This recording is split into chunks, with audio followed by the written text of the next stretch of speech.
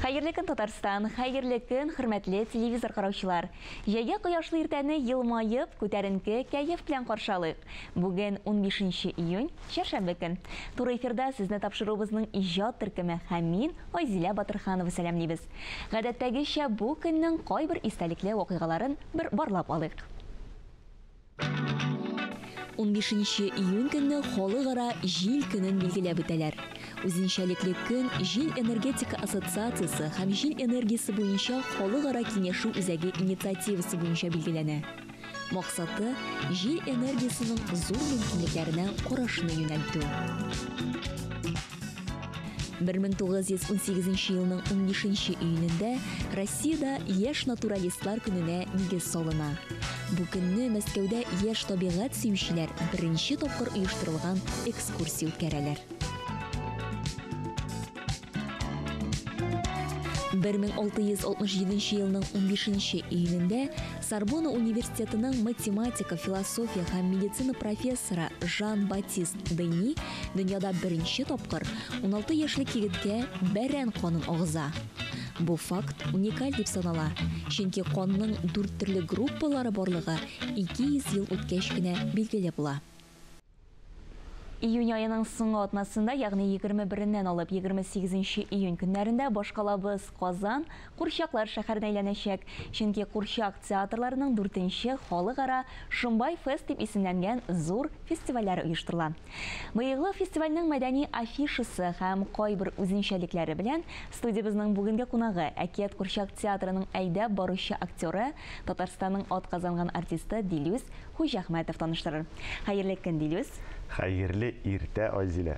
Әйе, менә Шымбай фест инде әйткәнебезчә, ул Татарстан Мәдәният министрлыгының шулай ук инде театр әһелләре берлеге һәм Әкият Курчак театрының уртак иҗат җимеше.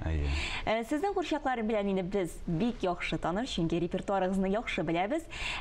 Башка шәһәрләрдән нинди Курчаклар килә икән? Сез инде менә әйтеп киттегез, бу инде 4-нче халыкара фестиваль.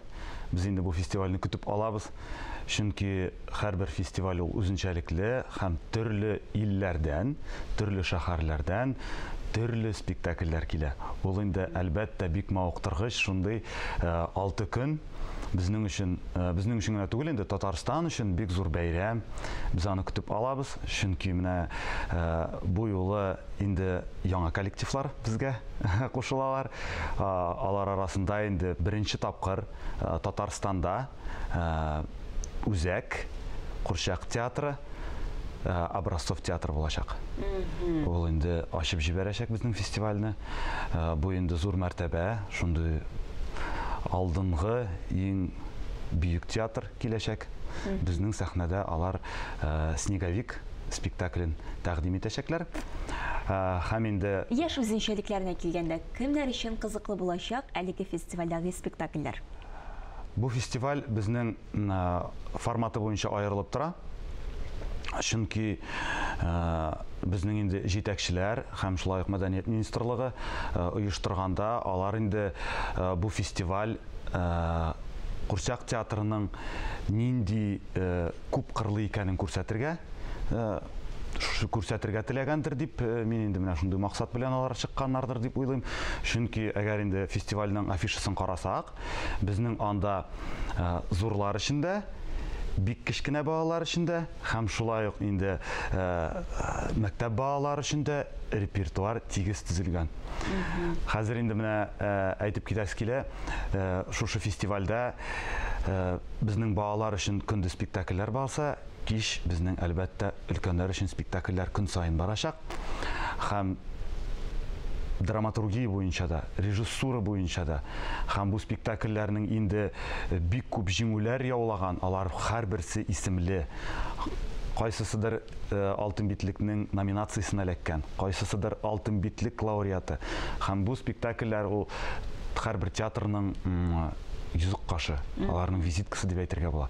Иң яхшы спектакльләрне генә сайлаганнар, мин моның өчен бик шат, чөнки шәһәр инде безнең шәһәр генә түгел, Татарстанга килгән кунаклар да менә шушы Курчак театрының нинди күп кырлы һәм Курчак театрында нинди материаллар күтәрә алганны алар күрәчәкләр. Әйе.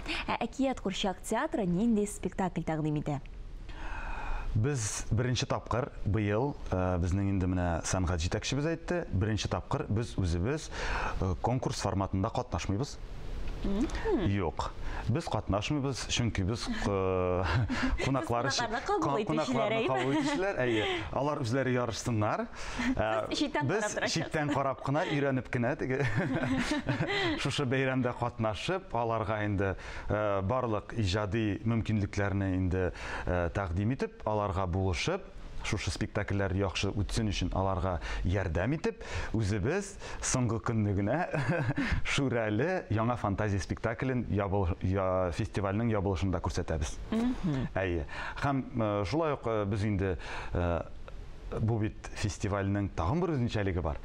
Ул бик аерылып тора 3 фестивальдән. Чөнки бу фестиваль безнең инде туристлар өчен дә һәм шәһәребезнең кунаклары, шәһәребезнең балалары өчен тәкъдим ителәчәк урамда. Чөнки театр каршысындагы чәчәк бәйрәме дип әйтәбез инде без ул паркны, чәчәкләр паргында безнең спектакльләр көн саен кич белән кичке 7дән барачак. Димәк, һәр теләгән кеше әлеге спектакльләрне килеп карый алалар һәм шулай ук әйтәсе килә, анда инде безнең шулай ук алдынгы бик югары сыйфаттагы спектакльләр сайлап алынган. Чөнки алар арасында инде Мәскәүдән Вертеп театры, алар Петрушка на ярмарке. Аларны әйтергә кирәк, ул театр бердән-бер шундый Петрушка форматындагы спектакльләрне шушындай урамда күрсәтә алучы, аның белән генә, шушы материал белән генә эшләүче театр. Шулай ук Белгород театры урамда күрсәтәчәк, Ярчалы Курчак театры, шулай ук инде безнең Хабенский студиясыннан Илья Салин бик танылган инде безнең яшь артистыбыз, булачак яшь артистыбыз ул да шулай ук урамда күрсәтәчәк. Үзебез тәкъдим итәчәкбез 2 спектакль, берсе татарча, берсе русча. Һәм инде шулай ук Образцов театрының баш рәссамы, режиссеры, шулай ук ул бездә инде булды, цирк на нитях. Ул марионеткалар белән шундый бик танылган, дөнья күләм танылган үзенең тамашасын күрсәтәчәк, цирк на нитях дип атала. Барлык тамашачыларыбызны 21-ннән алып 28 июнь көннәренә кадәр әлеге Шумбай феста көтеп калабыз. Шулай. Дилес, аннан соң әйтергә кирәк, театрларыбызда әкренләп сезон ябылышы якынлаша. Менә сез җәйге ялга әзерләнәсезме? Юк. Ничек инде юк? Без әле ял итәргә омтылмыйбыз, чөнки безнең әле планнарыбыз зурдан. Безне әле алда премьералар көтә. Афәрин. Без соңгы көнгә хәтлек әле эшлибез. Без инде июль аенда отпускага китсәк тә, июль аена чаклы әле фестиваль уздырасыбыз бар, Алла теләсә. Шулай ук 2 спектакль безнең инде премьерасы чыгарга тора. Суббота көнне форсаттан файдаланып әйтеп китәсем килә. Шимбә көнне, бу атнада шимбә көнне безнең инде зур премьера. Санкт-Петербург шәһәреннән Светлана Озерская куйган Ганс Христиан Андерсон әкияте буенча Русалочка спектаклен тәкъдим итәчәкбез. Ул бик үзенчәлекле, яңа шундый алымнар белән эшләнгән, бик кызык, шундый чын тылсымлы әкият булып чыгарга тора. Шуңа һәрбер тамашачыны без инде көтәбез. Безгә быелгы менә театраль сезонның уңышы нәрсәдә булды икән? Сезнең фикерегез? Минем фикерем буенча, без инде театр белән хәзер бер урында тормыйбыз. Без көн саен алга омтылабыз. Без көн саен ниндидер яңа ачышлар, яңа ниндидер үзебезгә үрләр куябыз. Һәм шул үрләрне без инде әкрен генә һәрберсен җавап алып барабыз диергә була. Быелгы сезон инде безгә әлбәттә алтын битлек белән истә калыр. Чөнки бу biz инде зур дәрәҗә, без 5 номинация белән алтын битлеккә эләктек һәм Мәскәүгә барып 2 спектакль күрсәттек. 2 көн безнең залларыбыз тулы булды. Шушы алтын битлектә без 2 көн тулы залларда спектакль күрсәтеп кайттык. Һәм шулай ук безнең инде һәр вакыттагыча премьераларыбыз күп булды. Без аның белән мактана алабыз, чөнки Курчак театры ул бик шундый авыр сәнгать эше дип әйтим инде, чөнки бездә һәрбер реквизит, һәрбер декорация ул кеше кулы белән эшләнә. Бездә сатып алынган әйберләр юк. Шуңа безнең цехларыбыз да, режиссерларыбыз да, һәммәбез артистларыбыз, һәрбер цех үз урынында алга омтылып эшли. Шулай булса гына инде без шулай театр эшли, театр яши һәм театр алга таба омтылып зур дәрәҗәләргә ирешә. Шуңа айырып алып әйтәсе килми. Һәрбер эш үзенчә кадерле, һәрбер спектакль үзенчә кадерле чыкты. Ни өчен чыкканын, кемгә ул кем өчен, ни өчен эшләнгәнен аны без барыбыз да беләбез. Әлбәттә, тамашачыларыбыз инде барлык спектакльләрегезне ярата, килә, карыйлар.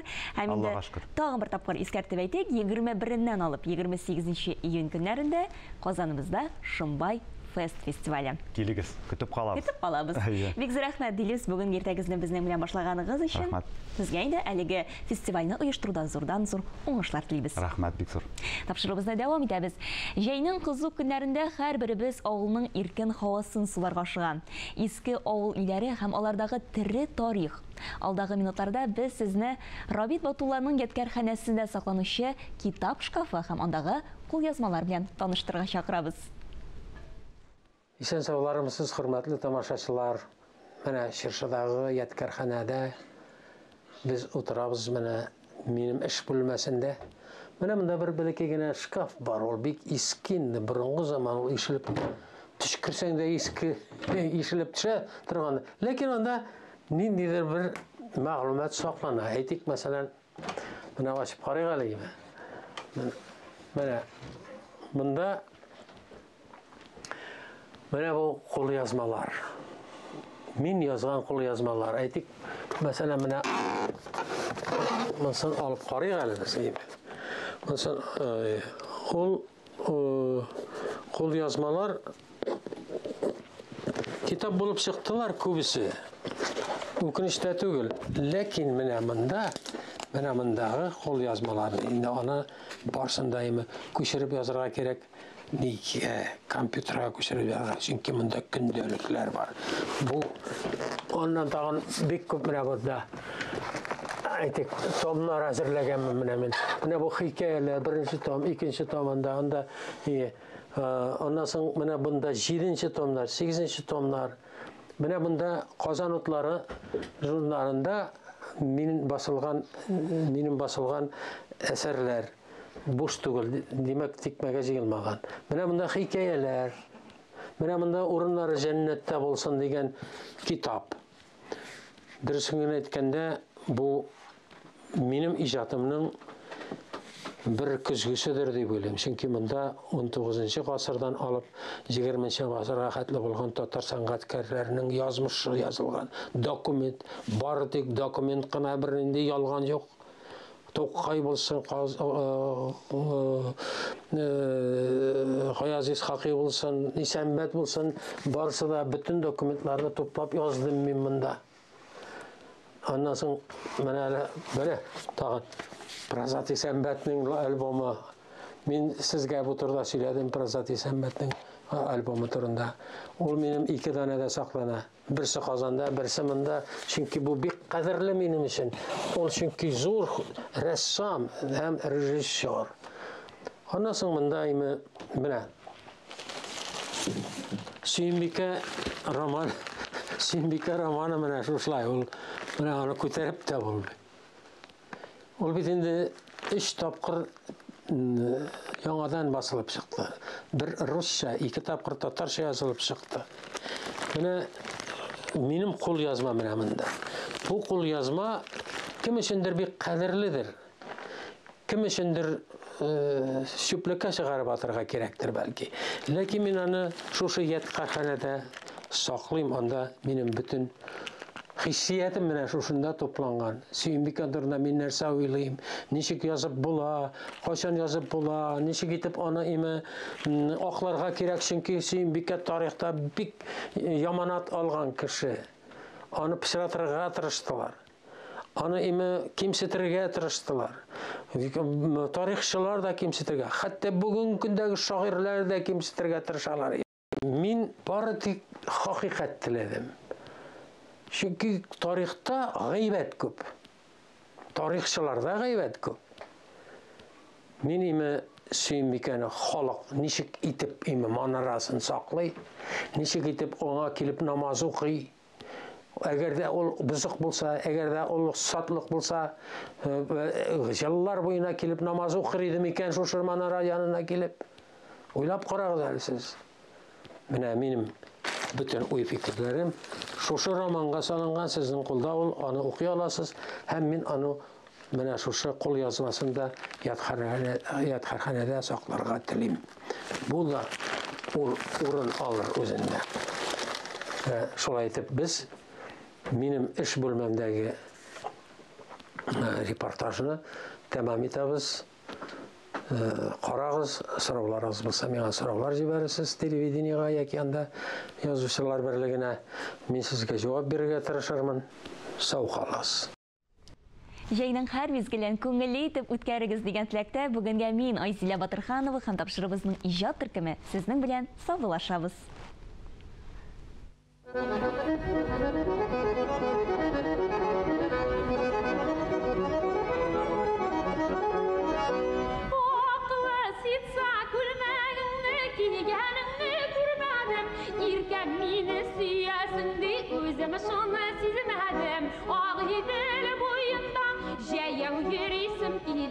Сөясеңме, сөймисеңме, шуны беләсем килә. Сөясеңме, сөймисеңме, шуны беләсем килә. Аклы күлмәкнең җиңе тар, җиңешендә хаты бар. Хатын укып карагачтан сөям дигән сүзе бар. Ак идел күпер, шуен мәллә шылтырый. Каш астында ике күзен җегебек йылтырый. Каш астында ике күзен җегебек йылтырый.